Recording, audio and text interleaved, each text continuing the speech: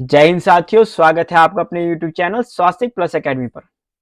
तो साथियों, एक बार फिर से मैं आपके सामने हाजिर हूं बायोलॉजी पोर्शन से एक नया वीडियो लेकर, जिसका नाम है ह्यूमन डाइजेशन प्रोसेस।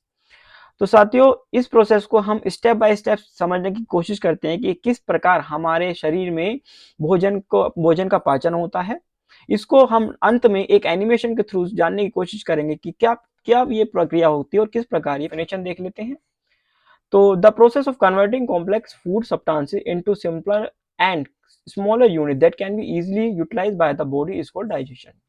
यानी जटिल भोज्य पदार्थ को सरल भोज्य पदार्थ में बदलने की प्रक्रिया जो है वो डाइजेशन कहलाती है, ताकि हमारा जो शरीर है वो भोज्य पदार्थ से ऊर्जा ग्रहण कर सके।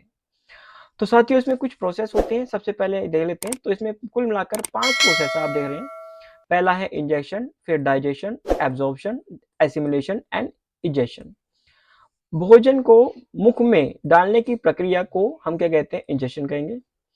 उसके बाद ब्रेकिंग डाउन ऑफ फूड यानी भोजन के टूटने की प्रक्रिया को हम क्या कहेंगे, डाइजेशन कहेंगे।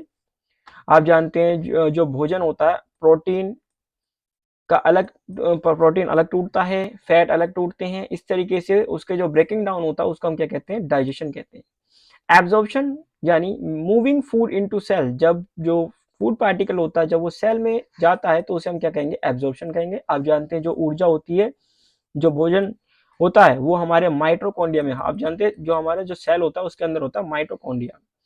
Mitochondria is called the power house of the cell, यानी सेल का जो जनरेटर एक तरह से आप कह सकते हैं वो माइटोकॉन्ड्रिया होता है। लेकिन इस जनरेटर को काम करने के लिए फ्यूल की आवश्यकता होती है, और वो फ्यूल ग्लूकोज के रूप में प्राप्त होता है, और ये ग्लूकोज आप जानते हैं भोजन से हमें मिलता है। तो इस प्रोसेस को हम क्या कहेंगे, एब्जॉर्प्शन। एसिमिलेशन, वही मैंने बताया आपको, making food part of cell, यानी कि जो सेल होता है उसमें फूड पार्ट का बनना, उसमें घुल जाना, उसे हम क्या कहेंगे, एसिमिलेशन कहेंगे। देन इसके बाद egestion, removing undigested food particle from the body. हमारे शरीर के अंदर से जो अनडाइजेस्टेड फूड पार्टिकल्स होते हैं, यानी कि बिना पचा हुआ जो भोज्य पदार्थ होता है उसके निकलने की प्रक्रिया को क्या कहेंगे, इजेशन कहेंगे। अब देख लेते हैं ह्यूमन एलिमेंट्री कैनाल। तो सबसे पहले आप ओरल कैविटी देख रहे हैं। ओरल कैविटी में आपको मिलेगा यहाँ पर सिलेवरी ग्लैंड। उसके बाद यहाँ देखेंगे हम ओसोफेगस। फिर उसके बाद यहाँ आप देख रहे हैं stomach, liver, gall bladder, pancreas, small intestine, large intestine, और यहाँ पर रेक्टम होता है। क्या होता है, यहाँ पर होता है रेक्टम। और लास्ट में यहाँ पर सबसे अंत में एनस होता है, जिस ये वो द्वार होता है जिसके द्वारा जो हमारा मल है वो सब बाहर निकल जाता है। जो मैंने बताया आपको अनडाइजेस्टेड फूड होता है वो इसी द्वार से बाहर निकल जाता है। ठीक है, इसको हम अभी एनिमेशन से देखेंगे क्या प्रोसेस होता है पूरा। देख लेते हैं पहले। ये हमारा ये टंग है। टंग का काम क्या है, तो टंग का यानी कि जीभ का जो काम होता है, एक तो आप जानते हैं वो हमें स्वाद, जो टंग है उसमें 4 प्रकार के टेस्ट बर्ड्स होते हैं, बीटर। सबसे पहले देख लेते हैं स्वीट। स्वीट जो है सबसे आगे, यानी मीठे का स्वाद जो हमें मिलता है वो सबसे आगे होते हैं टेस्ट बर्ड्स। 4 प्रकार के होते हैं, एक ये हो गया। उसके बाद सोल्ट यानी नमक का जो हमें एहसास कराते हैं, हमें जो नमक का वो देते हैं, तो वो कौन से हैं, दूसरे नंबर पे वो यहाँ पीछे होता है उसके। उसके बाद खट्टे का यानी शोर का जो हमें जो टेस्ट बर्ड्स होते हैं वो क्या होते हैं, उससे पीछे होते हैं। और सबसे पीछे होते हैं बीटर यानी कड़वे के, जो हमें कड़वापन का एहसास देते हैं। उसके बाद टाइप्स ऑफ ह्यूमन टीथ देख लेते हैं। तो एंसाइजर्स, कैनाइंस, प्रीमोलर और मोलर्स, ये भोजन को काटने, पीसने, कुतरने और चबाने का काम करते हैं। तो साथियों, इस प्रकार हमने एक ओवरव्यू देखा किस प्रकार ह्यूमन डाइजेशन काम करता है। अब इसको हम एक एनिमेशन के थ्रू समझने की कोशिश करते हैं। साथियों, शुरू करते हैं ह्यूमन डाइजेशन एनिमेशन के थ्रू। जब हम भोजन ग्रहण करते हैं तो उस प्रक्रिया को इंजेशन बोलते हैं, जैसे कि मैंने बताया आपको। भोजन मुख से होता हुआ आप देख रहे हैं ये ओसोफेगस, यानी जिसे हम क्या बोलते हैं, ग्रासनी बोलते हैं, उससे होता हुआ हमारे अमाशय में यानी कि स्टमक में जाता है। पहले पूरा ओवरव्यू देख लेते हैं। ये लार्ज इंटेस्टाइन है जो आप बाहर की तरफ देख रहे हैं। इसके बाद ये देखिए इस प्रकार से भोजन गया बक्कल कैविटी। बक्कल कैविटी से होता हुआ ओसोफेगस में। ओसोफेगस से होता हुआ वो जाएगा आपका स्टमक में। स्टमक से होता हुआ फिर वो जाएगा स्मॉल इंटेस्टाइन में। स्मॉल इंटेस्टाइन के बाद लार्ज इंटेस्टाइन में, और फिर वो रेक्टम से होता हुआ एनस में, एनस से होता हुआ और वो बाहर निकल जाता है। तो ये पूरा प्रोसेस होता है।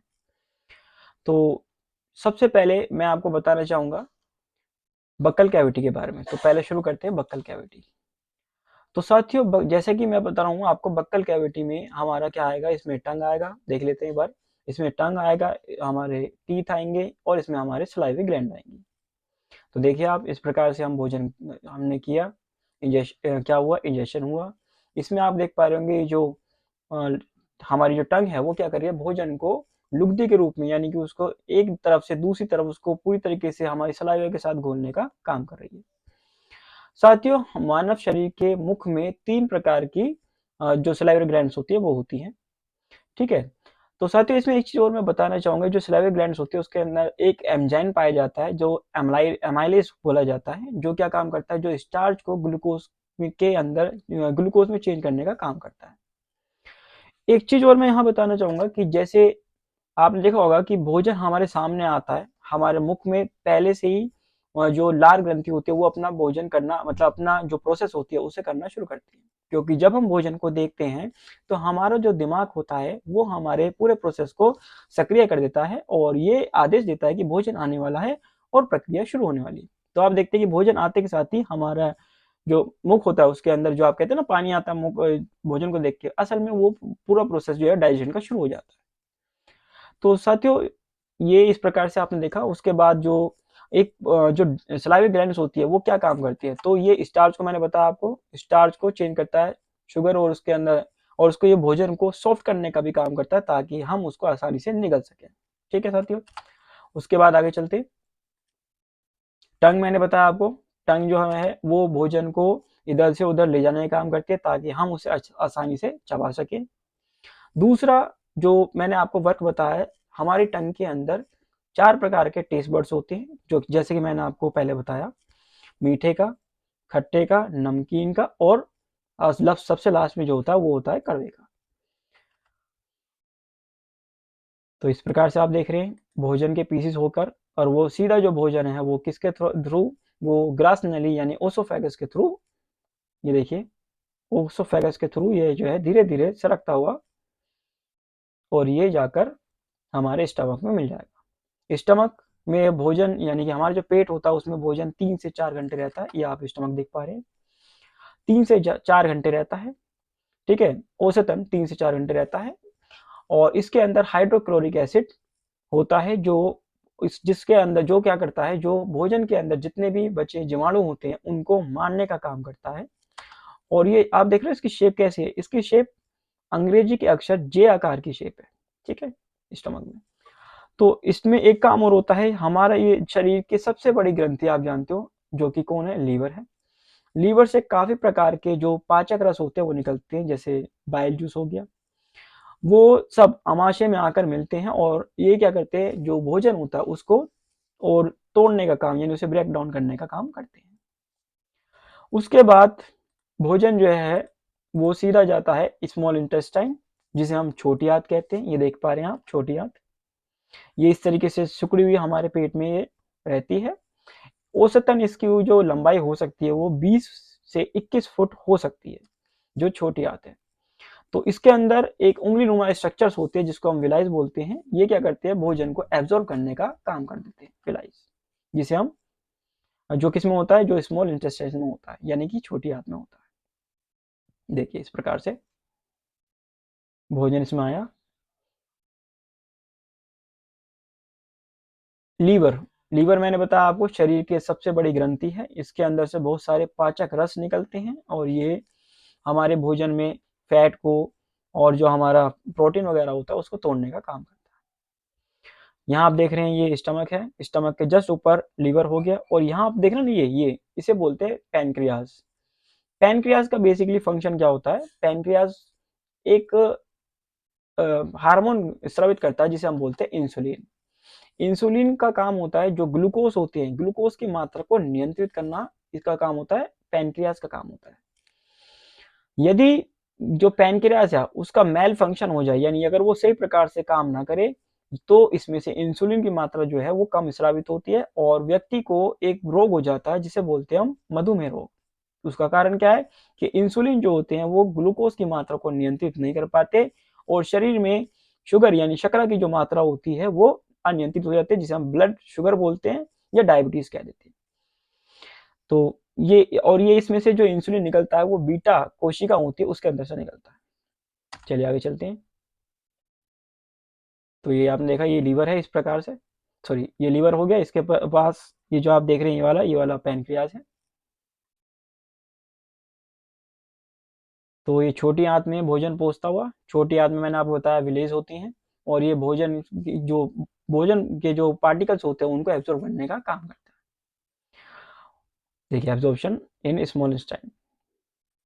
चलिए अब बात करते हैं, देखिए ये विलीज हैं, ये क्या कर रही हैं, देखिए आप ये जो पार्टिकल्स है ना, फूड पार्टिकल्स हैं, इनको एब्जॉर्ब करने का काम कर रहे हैं।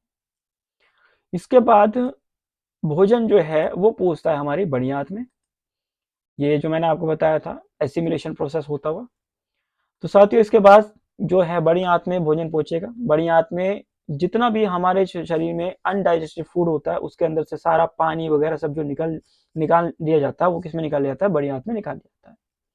तो आप देख रहे हैं बड़ी आंत में भोजन इस तरीके से आता हुआ छोटी आंत से, ये इसमें सारा जल वगैरह जो है वो निकाल लिया जाता है और फिर ये जाकर रेक्टम में जमा होता है मल के रूप में, और रेक्टम से फिर लास्ट में ये देखिए आप इस तरीके से गुदा द्वार के द्वारा ये जो है मल जो है वो बाहर स्थापित हो जाता है। तो साथियों एक एनिमेशन के थ्रू हमने पूरे डाइजेशन प्रोसेस को जानने की कोशिश की और पूरा प्रोसेस हमने देखा किस प्रकार से डाइजेशन होता है। तो मैं आशा करता हूं कि मेरे द्वारा जो जानकारी वो आपको समझ आई होगी और आपके एग्जाम में ये आपको काफी हेल्प करेगी। तो साथियों इसी प्रकार से और अन्य वीडियो आपके इस यूट्यूब चैनल पर आते रहेंगे, और यदि अगर आपको जानकारी पसंद आए तो कृपया वीडियो को लाइक करें, शेयर करें, कमेंट करें, और यदि अगर आप इस चैनल पर नए हैं तो कृपया सब्सक्राइब करें। तो साथियों मिलता हूं एक नए वीडियो के साथ, तब तक के लिए आप बने रहें अपने